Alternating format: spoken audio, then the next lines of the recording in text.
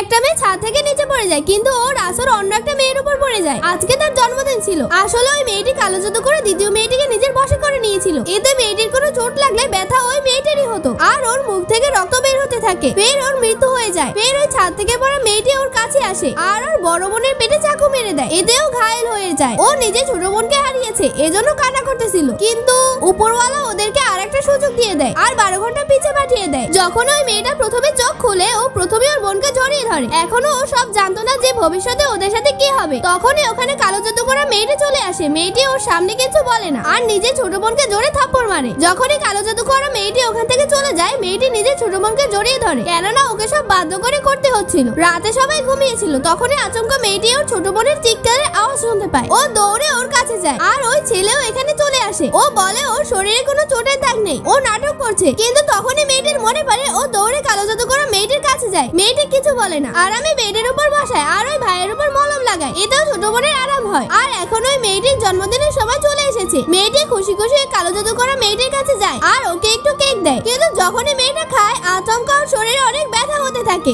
আসলে মেয়েটা একটা ভালো সাধুর কাছে গিয়ে ওই মেয়েটার কালো জাদু ঠিক করে দিয়েছিল।